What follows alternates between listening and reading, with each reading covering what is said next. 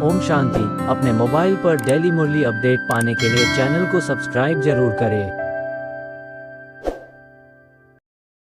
ओम शांति। आज 29 मार्च 2023 साकार मुरली। आज की मुरली के सार में मीठे मीठे बाप दादा ने कहा, मीठे बच्चे, तुम्हारी याद अनकॉमन है, जिसे तुम इन आँखों से देखते नहीं, उसे याद करते हो और उसकी याद से तुम्हारे विकर्म विनाश हो जाते हैं। आज बाबा ने प्रश्न में पूछा, किस एक आदत का त्याग करो तो सब गुण स्वतः आते जाएंगे। उत्तर, आधा कल्प से देह अभिमान में आने की आदत जो पक्की हो गई है, अब इस आदत का त्याग करो। शिव बाबा जो मोस्ट बिलवेड है, उसे याद करो। कोई भी देहधारी की याद न रहे तो सब क्वालिफिकेशन आ जाएंगी, डिफेक्ट निकल जाएंगे, आत्मा पवित्रता का सागर बन जाएगी, खुशी का पारा चढ़ा रहेगा, सब गुण स्वतः आते जाएंगे। गीत ओम नमः शिवाय। ओम शांति। बच्चों ने अपने बेहद के बाप की महिमा सुनी और बच्चों के आगे वह बेहद का बाप सम्मुख बैठा है। हर एक बच्चे की बुद्धि में यह जरूर आना चाहिए कि हम उस शिव बाबा जिसकी यह महिमा है, उसके सन्मुख बैठे हैं और उनसे हम 21 जन्मों के लिए सदा सुख का वर्षा ले रहे हैं। यह याद आने से ही खुशी का पारा चढ़ना चाहिए। ऐसे नहीं जिस समय सामने सुनते हो उस समय याद रहे और फिर भूल जाओ। नहीं, भूलना नहीं चाहिए।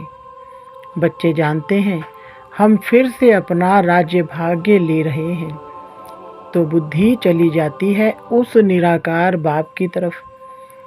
उनको बुद्धि से जाना जाता है। दिन रात बुद्धि में यह याद रहना चाहिए, हम बेहद के बाप से भविष्य 21 जन्मों का वर्षा ले रहे हैं। निश्चय तो पक्का होता ही है। लौकिक माँ बाप में निश्चय बैठा, फिर उनमें संशय थोड़े ही हो सकता है, परंतु यह नई बातें हैं। बुद्धि से बाप को जाना जाता है। बच्चे जानते हैं कि हम शिव बाबा के बने हैं, उनसे ही वर्षा मिलना है। हम कल्प कल्प उस बाप से वर्षा पाते हैं। बुद्धि में याद आता है, बाबा आप द्वारा हमको फिर से राजाई मिल रही है, हम हकदार हैं। जबकि हकदार हैं तो जरूर बाप को याद करना होगा। लौकिक बाप से वर्षा लेते हैं, वह तो बहुत याद पड़ जाता है। इसमें अनकॉमन बात यह है, जो बाप को याद करने से हमारे पाप भस्म होंगे, इसलिए बाप को याद करना पड़ता है। लौकिक बाप की याद तो ऑटोमेटिकली रहती है। इन आँखों से देखते हैं, बच्चा पैदा होता है और मम्मा बाबा कहता रहता, यह बाप इन आँखों से दिखाई नहीं पड़ता, बुद्धि से याद करना है। हम शिव बाबा की ब्रह्मा द्वारा संतान बने हैं और 21 जन्मों का वर्षा पाने के लिए श्रीमत पर पुरुषार्थ करते रहते हैं। इसमें पहले पहले मुख्य है पवित्रता। जितना याद करेंगे बुद्धि पवित्र होती जाएगी। ऐसे नहीं समझना हम तो बच्चे हैं ही हैं, बाप को याद नहीं करेंगे तो विकर्म विनाश नहीं होंगे। बहुत बच्चे समझते हैं हम तो बच्चे हैं और बाप को याद नहीं करते। कहते हैं ना, मुख से राम राम कहो, परंतु इस राम का शिव बाबा का चित्र तो है नहीं, इसलिए मनुष्यों का बुद्धि योग चला जाता है उस राम तरफ।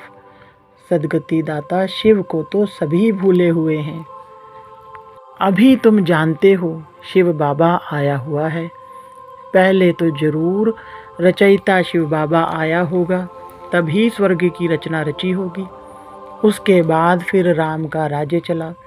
अब तुम सतयुग त्रेता में राज्य करने के लिए बाप से वर्षा ले रहे हो, यह बुद्धि में चलना चाहिए। परमपिता परमात्मा शिव आते ही एक बार हैं। राम, सीता, लक्ष्मी नारायण आदि भी एक ही बार आते हैं। भल पुनर्जन्म लेते हैं, परंतु नाम, रूप, देश, काल सभी बदल जाता है। राम सीता भी प्रारब्ध भोगने के लिए पुनर्जन्म लेते हैं। यह ज्ञान सारा बुद्धि में टपकना चाहिए तो खुशी रहेगी। कोई को भी समझाना बहुत सहज है। स्वर्ग के रचयिता बाप से तुमको इस समय वर्षा मिल सकता है। बेहद के बाप को याद तो सभी करते हैं। बाप नई सृष्टि रचता है तो सभी सुखी हो जाते हैं। इस समय तो सभी दुखी हैं। यह ड्रामा ही सुख दुख का बना हुआ है। सुख में कौन राज्य करते हैं? लक्ष्मी नारायण। फिर त्रेता में राम सीता। तुम जानते हो इतने वर्ष इस घराने का राज्य चलता है। क्रिश्चियन समझेंगे हमारे क्राइस्ट ने राजाई रची। फिर Edward the first, Edward the second राज्य करते आए। पास्ट होता जाता है ना। भारतवासियों को तो कुछ भी पता नहीं है। तुम बच्चे जानते हो सतयुग में लक्ष्मी नारायण का राज्य था, जिसको ही हेवन स्वर्ग कहा जाता है, जो बाप ही स्थापन करते हैं। पतित दुनिया में आए तब तो पावन बनाए, यह याद रहना चाहिए। हम उस बाप से बेहद का वर्षा ले रहे हैं, श्रीमत पर और धारणा कर रहे हैं। यह भूलना नहीं चाहिए। बरोबर शिव बाबा कल पहले भी आया था, जिसका यादगार भी है। अब वह फिर से आया हुआ है। पहले आते हैं निराकार शिव बाबा, वह आकर तुमको देवी देवता बनाते हैं। सतयुग में लक्ष्मी नारायण प्रैक्टिकल में राज्य करेंगे। फिर भक्ति मार्ग में पुजारी बन चित्र आदि बनाएंगे। लक्ष्मी नारायण का इस समय कोई एक्यूरेट चित्र तो नहीं है, फिर प्रैक्टिकल में आएंगे। अब शिव बाबा तुमको प्रैक्टिकल में पढ़ा रहे हैं ब्रह्मा द्वारा। कितनी सीधी बात है। और कोई भी स्कूल में ऐसे नहीं कहेंगे तुम्हारी आत्मा पढ़ती है, टीचर की आत्मा हमको पढ़ाती है। वह सब मनुष्य को पढ़ाते हैं। वास्तव में पढ़ाती आत्मा है। आत्मा की ऑर्गन्स द्वारा पढ़ती है। आत्मा कहती है मैं अब बैरिस्टर बन गया हूँ। नॉलेज से बैरिस्टर बनते हैं। यहाँ तो है वंडरफुल बात। निराकार शिव बाबा निराकार आत्माओं से बात कर रहे हैं। आत्मा में ही संस्कार रहते हैं। मनुष्य यह भूल जाते हैं। निराकार बाप इन द्वारा समझाते हैं। उनका एक ही नाम शिव है। तुम भी कहते हो शिव बाबा, बुद्धि ऊपर चली जाती है। लौकिक बाप को याद करने से शरीर याद आ जाएगा। शिव बाबा का शरीर तो है नहीं। परमात्मा का मंदिर ही निराकारी रूप का है। आकारी देवताएं हैं, साकारी मनुष्य हैं। वह है ही निराकार शिव। तुम्हारी आत्मा अब नॉलेजफुल बन रही है। बाप कहते हैं मैं निराकार हूँ। मेरे में सृष्टि के आदि मध्य अंत का नॉलेज है। मैं तुमको पढ़ाता हूँ इस मुख द्वारा। तुम भी मेरे समान नॉलेजफुल बन जाओ। यह नॉलेज सिवाय निराकार बाप के कोई दे नहीं सकता। निराकार परमात्मा को ही नॉलेजफुल, ब्लिसफुल, पतित पावन कहा जाता है। बाबा कहते हैं पुरानी दुनिया को बदल नई दुनिया मैं ही बनाता हूँ। जैसे मुझ निराकार में सारे झाड़ की नॉलेज है, वैसे तुम आत्माओं को भी बनाता हूँ। तुम्हारी आत्मा भी ऐसी नॉलेजफुल बनती है। तुमको आप समान बनाता हूँ। इस सृष्टि के आदि मध्य अंत की नॉलेज सुनने से तुम चक्रवर्ती राजा रानी बनेंगे। मनुष्य मनुष्य को देवता बना ना सके। बाप है ज्ञान का सागर, पवित्रता का सागर। बच्चों को आप समान बनाते हैं तो सब गुण होने चाहिए। फिर तुम देवता बनेंगे तो क्वालिफिकेशन बदल जाएगी। बाप की क्वालिफिकेशन अलग है। बाप ज्ञान का सागर है, तुमको भी बनना है। बाप पवित्रता का सागर है, हम आधा कल्प पवित्र रहते हैं। बाप कहते हैं ड्रामा अनुसार तुम पतित बनते हो, फिर मैं आकर पावन बनाता हूँ। 21 जन्म लिए, सिर्फ तुम श्रीमत पर चलो। एक मुझे याद करो, दूसरा ना कोई। मैं तुमको स्वर्ग का मालिक बनाता हूँ। बाप को भूल और कोई की याद में रहेंगे तो डिफेक्टेड हो जाएंगे। शिव बाबा है मोस्ट बिलवेड, सबसे प्यारा बाप है। तुम्हारा नाम भी गाया हुआ है वंदे मातरम। तुम्हारी आत्मा पवित्र बनती है। तुम पवित्र बन भारत को स्वर्ग बनाते हो, इसलिए तुम्हारा नाम बाला है। शिव शक्ति पांडव सेना। तुम पांडव भी हो क्योंकि परम धाम की यात्रा पर युद्ध के मैदान में खड़े हो माया पर जीत पाने के लिए। बच्चे जानते हैं हमको बाप जैसा मास्टर ज्ञान सागर, पवित्रता का सागर बनना है। देह का अहंकार टूट जाना चाहिए। जन्म जन्मांतर देह धारण की है तो यह आदत पक्की हो गई है। अब इस आदत का त्याग चाहिए। जैसे बाप निराकार है तो देह अभिमान कहाँ से आया। तुमको भी इस पुरानी देह को छोड़ मेरे पास आना है। विनाश होता है तो कुछ कारण होगा ना। वर्थ नॉट अ पैनी चीज का ही विनाश होता है। अब तुमको स्वर्ग चलने लायक बनाते हैं। वहाँ सदैव सुख ही सुख है, सुख धाम और शांति धाम। यह है दुख धाम। अशांत किया है रावण ने, फिर शांति देने वाला है परमपिता परमात्मा। कोई कहते हैं मन की शांति चाहिए। बोलो कैसी शांति चाहिए। यह तो है दुखधाम। क्या तुमको सुखधाम चलना है। बाप को याद करो तो सुखधाम चलेंगे। अशांत करने वाला है रावण माया जो यहाँ हाजिर है। मुक्ति जीवन मुक्ति में अशांत करने वाला रावण होता नहीं। इसलिए अब चलो अपने घर वापस। अगर सतयुग में चलना चाहते हो तो चलो। हर एक आत्मा जीवन मुक्ति चाहती है। ऐसे नहीं सब सतयुग में जीवन मुक्ति में चलेंगे। वह तो सिर्फ तुम बच्चे ही जाते हो। बाकी जो आत्माएं ऊपर से आती हैं वह पहले जीवन मुक्ति में है। माया की परछाया नहीं लगती है। सतो प्रधान बन फिर सतो रजो तमो में आते हैं।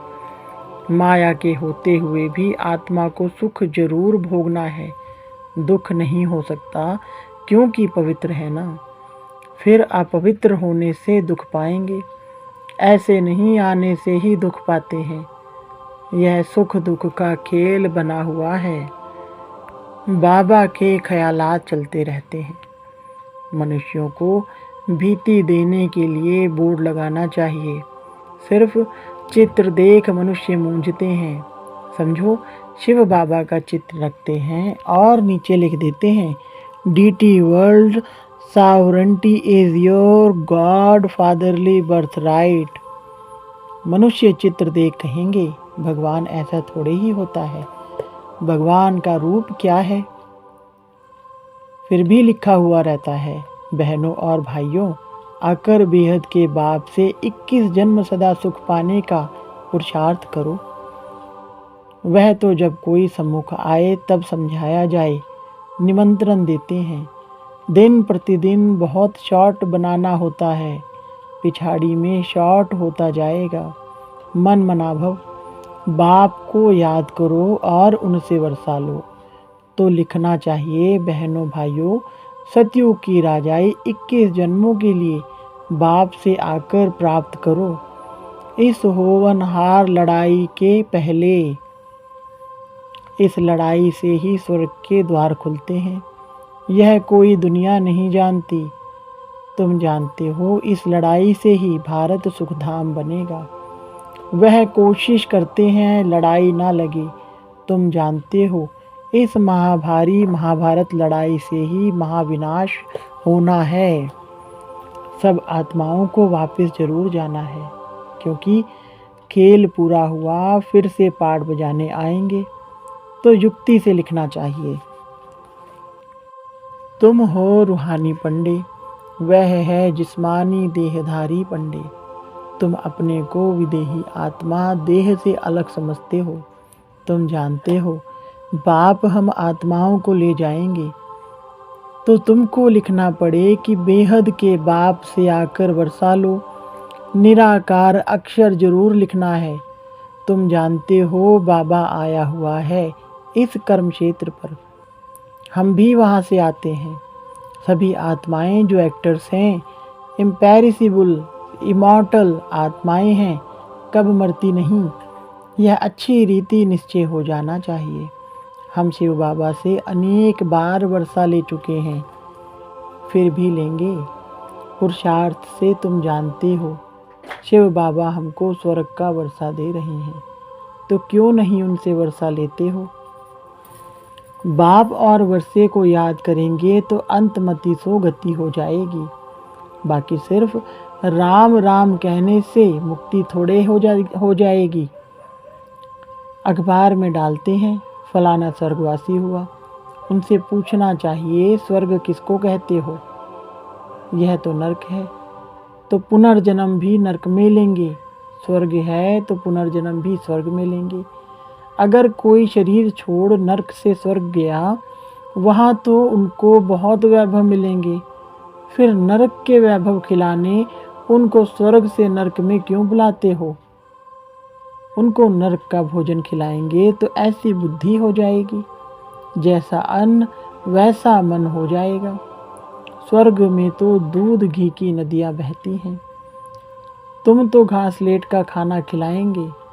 श्रीनाथ द्वारे में अच्छे घी का भोग लगता है, क्योंकि वहाँ राधे कृष्ण का चित्र है। तो उन्हों की याद में भोग भी अच्छे अच्छे वैभव बनाकर लगाते हैं। ऐसा भोग और कहाँ नहीं लगता। जगतनाथ का भी मंदिर है, वहाँ चावल का भोग लगाते हैं, वहाँ वैभव नहीं चढ़ाते। अब तो नरक है तो दुख है, स्वर्ग में तो सुख था। बाप समझाते तो बहुत अच्छा है, परंतु धारणा नंबरवार होती है। यह भी ड्रामा में नूंद है। ड्रामा अनुसार नौकर चाकर भी बनने हैं। 3rd क्लास टिकट भी जरूर तो कोई तो जरूर लेंगे ना। 1st क्लास है सूर्यवंशी राजधानी, 2nd क्लास चंद्रवंशी राजधानी, 3rd क्लास है प्रजा, उसमें भी नंबरवार है। अब जिसको जो टिकट चाहिए वह लेवे। अच्छा, मीठे मीठे सिक लधे बच्चों प्रति मात पिता बाप दादा का याद प्यार और गुड मॉर्निंग। रूहानी बाप की रूहानी बच्चों को नमस्ते। रूहानी बच्चों की रूहानी बाप दादा को नमस्ते जी। धारणा के लिए मुख्य सार। नंबर 1, बाप समान ज्ञान का सागर, पवित्रता का सागर बनना है। विदेही बनने का अभ्यास करना है। नंबर 2, बाप की याद से बुद्धि को पवित्र बनाना है। सदा इसी नशे में रहना है कि बेहद के बाप से हम 21 जन्मों का वर्षा ले रहे हैं। आज मीठे मीठे बाप दादा ने बच्चों को वरदान दिया, न्यारेपन के अभ्यास द्वारा पास विद ऑनर होने वाले ब्रह्मा बाप समान भव। विस्तार। जैसे ब्रह्मा बाप ने साकार जीवन में कर्मातीत होने के पहले न्यारे और प्यारे रहने के अभ्यास का प्रत्यक्ष अनुभव कराया, सेवा व कोई कर्म छोड़ा नहीं, लेकिन न्यारे होकर सेवा की। यह न्यारापन हर कर्म में सफलता सहज अनुभव कराता है। तो सेवा का विस्तार भल कितना भी बढ़ाओ, लेकिन विस्तार में जाते सार की स्थिति का अभ्यास कम ना हो, तभी डबल लाइट बन कर्मातीत स्थिति को प्राप्त कर डबल ताजधारी ब्रह्मा बाप समान पास विद ऑनर बनेंगे। स्लोगन: स्वयं को ऐसा शक्ति स्तंभ बनाओ जो अनेकों को नई जीवन बनाने की शक्ति प्राप्त हो। अच्छा, ओम शांति।